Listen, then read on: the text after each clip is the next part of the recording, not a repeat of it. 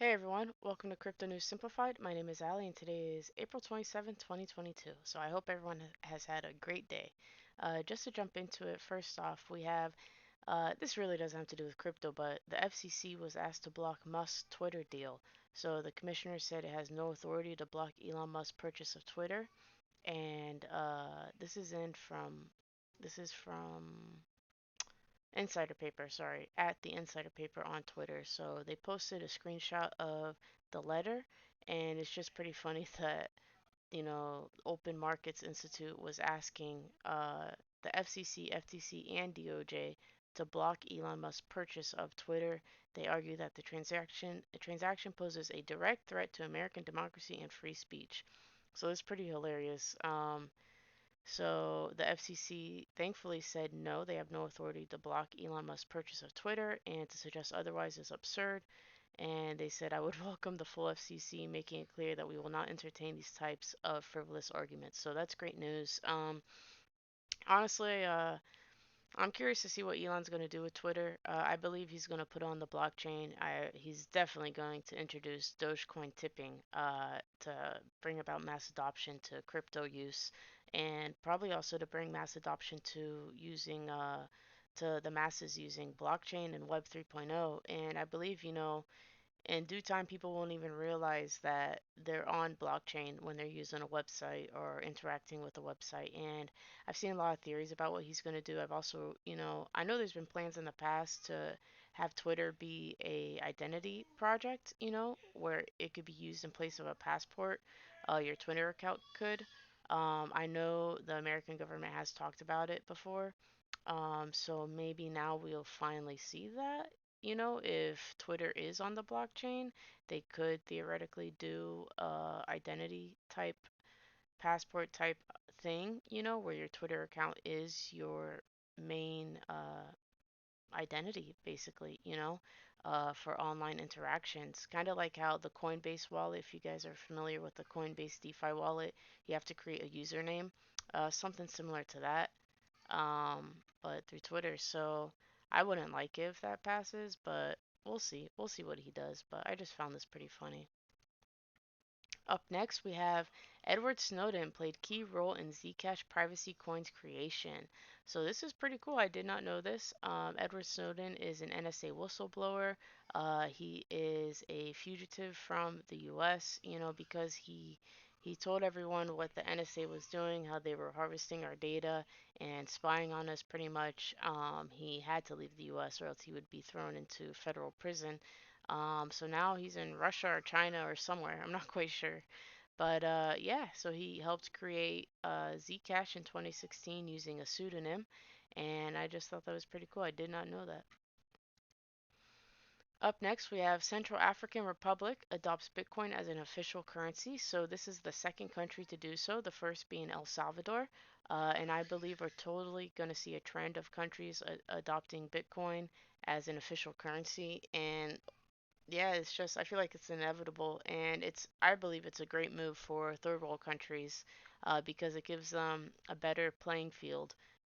Because a lot of third world countries, the money is corrupt. The printing is corrupt. Even here in America, first world country, the printing of our money is so corrupt with the Federal Reserve. So, Bitcoin gives everyone a better playing field, a fair playing field, and it can really help bring people out of poverty. Up next, we have Chain bringing new platform to drive Cardano interoperability. So basically, Chain and Cardano are partnering up to allow EVM compatible sidechain for Cardano. So EVM is the Ethereum Virtual Machine. I'm pretty sure that's what it stands for. It's basically just the way that the computer code is written for smart contracts on Ethereum. A lot of layer one blockchains such as Avalanche. Um, Let me think. I know Avalanche allows it. I can't think right now. Polkadot, I believe. I can't think right now, but there are other blockchains that do allow EVM compatibility, and basically what this means is you can have a protocol, for example, Aave. Aave is a money lending protocol or website.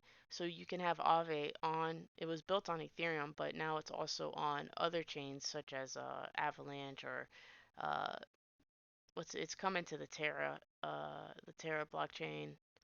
Yeah, I really can't think right now, but EVM compatibility just means that everyone that's already built on top of Ethereum, because Ethereum was the first smart contract blockchain, can now branch out to other chains. So this is a big move for Cardano. A lot of people have been waiting on this because then developers that are built on Ethereum can just copy and paste their code and move it over to Cardano. And some of the pluses of these protocols moving off Ethereum is better transaction fees.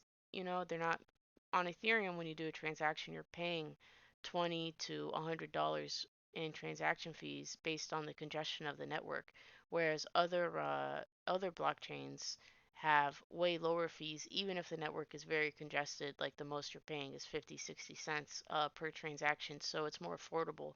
So there are a lot of protocols that do want to move off Ethereum, that do want to try other blockchains. Cardano has a lot of hype. It's the turtle in this race. So I definitely am excited to see this happen. And just the other day, they decided to raise their block height to by 10%, I think it was. And this just allows more transactions to be approved per block. So cheaper transaction fees, faster transaction times, and it's supposed to help with the congestion of the network. So now that they're adding the EVM compatibility, we should see more transactions on Cardano, more people using Cardano, and yeah, so we'll see how it does for them. So pretty exciting. Up next, Riot Blockchain to develop 1 gigawatt of Bitcoin mining capacity in Texas. So they are going to be in Navarro County, Texas, and basically they're building uh, a huge mining facility for Bitcoin. So they're saying an initial 400 megawatt of capacity will be developed with immersion cooled computers on 265 acres of land, with mining and hosting operations expected to commence in July 2023. So this is a big deal. This is the first, I believe, mining facility in Texas. Texas is very pro Bitcoin, pro blockchain. The governor, Abbott, is. So he's really opened up the doors and made it easier for companies to come in and set up their mining facilities, especially after he pretty much came out and did that after China banned Bitcoin mining like they do every year. um, I think they did it in what, January, December, something like that. But just about every year, China comes out and bans cryptocurrencies. So yeah, so Governor Abbott is big into Bitcoin. So this is good news for Texas, I believe. The facility should bring jobs, to the area, and yeah, it should help bolster Texas's economy as they'll be paying taxes and stuff. And, to compare that with New York, this is the next piece of news. So, this happened yesterday. New York passes bill to ban proof of work crypto mining. Now, this was passed in the House, so it still has to go through the Senate. If it gets approved in the Senate, then it will be signed into law by the governor, which is just crazy. So, they're talking about imposing it they're talking about banning Bitcoin mining for 2 years. And basically, if you're already mining Bitcoin in New York City, if you already have your license and permits for that, if you're a mining facility, your permits are fine if this ban goes into effect, but you're not going to be able to renew it when your permits expire. So, that kind of sucks. And people won't be able to, fill out new permits for mining a Bitcoin or any proof of work crypto. So it's not just Bitcoin, but any proof of work crypto. So this is Monero, this is Litecoin, Dogecoin, So I think this is just insane.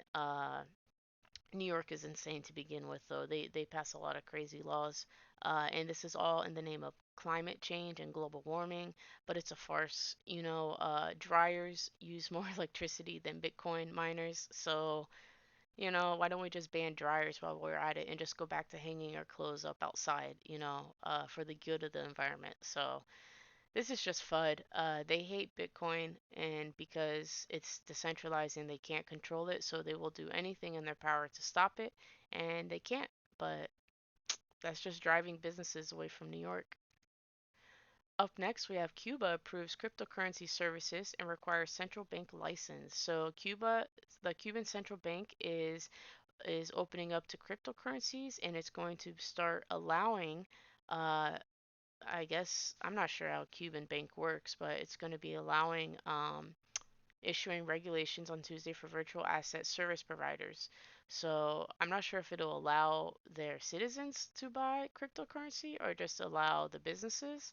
Uh, I'm really not sure, but yeah, Cuba's looking to get into crypto, so that's pretty cool, I guess. Up next, we have Fidelity to offer Bitcoin option and 401k retirement funds. So basically, Fidelity will leave this up to the employers. So let's say you work for Home Depot. Home Depot has 401k for its employees. If Home Depot decides to add Bitcoin to your 401k, then you will have the option to allot some of your money to go into that. So they're allowing them to allot uh, oh no, these are the fees, but they haven't said how much you can allot for Bitcoin out of your 401k, but account fees will be between 0.75% and 0.90%. So, yeah, there's also going to be an additional trading fee, which Fidelity hasn't yet disclosed, but they're doing this because there is growing interest from plan sponsors for vehicles that enable them to provide their employees access to digital assets and defined contribution plans, and in turn from individuals with an appetite to incorporate cryptocurrencies into their long-term investment strategies. So yeah, so basically Fidelity's looking to offer, Bitcoin services for retirement funds. So they are the first company in America to do this, and I think that's a plus. The 401k is a risky retirement fund in my eyes because you can save up a bunch of money, but if when you're getting ready to retire, there's a market crash, you can lose a lot of money. So I've seen that happen actually in 2008 to a lot of people. So Bitcoin, in my opinion, is a better store of value than the 401k, which is tied to the market. So I hope that works out. Up next, we have Standard Chartered Bank enters the metaverse. So this is another bank getting involved in the metaverse. They bought a huge plot of land in the sandbox, and they're looking to give their customers a better virtual experience. They'll be opening up a store for customer service and to do some other things. So there's a lot of banks involved in the metaverse. And JP Morgan owns a bunch of land in Decentraland, and they have a store there. I believe HSBC Bank is in Decentraland. Um, so Decentraland and Sandbox seem to be the two main metaverses that these banks are buying into. I personally believe that they are just getting involved, testing the waters, and they will want to be the main custodians of your crypto. I definitely see that happening, because it's the only way they can stay relevant. They don't want decentralized or non-custodial wallets. They want to be in charge of your crypto just like they're in charge of your money. They'll hold all your money for you and give it to you when when they feel like it really. Uh, so I imagine they want to do the same with crypto. So I don't trust the banks.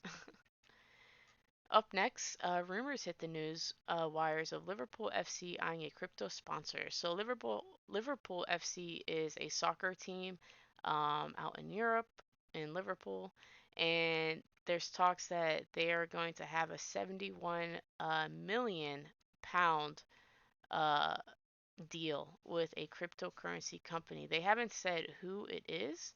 I imagine it might be, well, Binance, I think, already has a soccer team sponsorship deal. Yeah, I'm not sure who it could be. But yes, just more crypto companies getting involved with soccer teams. I think this is like the fourth. I'm pretty sure Binance is with Manchester United. I think Polkadot is with another one. Crypto.com, I think, got involved with the soccer team. So I don't know, maybe this is Coinbase. I'm not sure. And up last, we have Revolut looks to expand to crypto wallets mortgages. So Revolut is like a banking app. And they right now already do allow the purchasing of cryptocurrency. They also do mortgage, but they're looking to get more involved in cryptocurrencies and actually provide DeFi wallets, have their own DeFi wallets, and just be, it looks like they're looking to be an exchange to be on par with Coinbase or with crypto.com by the looks of it. So they want decentralized wallets, enabling of deposits, withdrawals of crypto, staking, lending. So they're looking to, like I said, these banks want to get involved with crypto because there is DeFi, decentralized finance, where you can have non-custodial borrowing and lending and staking and liquidity providing of your own assets with no middleman. These banks want to get involved and be the middleman. He says he wants, they say they want decentralized wallets, but MetaMask is decentralized, but it's pretty much owned by JP Morgan, and it has banned users in other countries from using its services. So it's really not decentralized. And in crypto, there's a lot of things in crypto that are decentralized, so to say, but really it's just controlled centralization. Um, I would say 99% of crypto is centralized. So people really need to pay attention to that. And I think it's very important that we support decentralized wallets and dApps and protocols.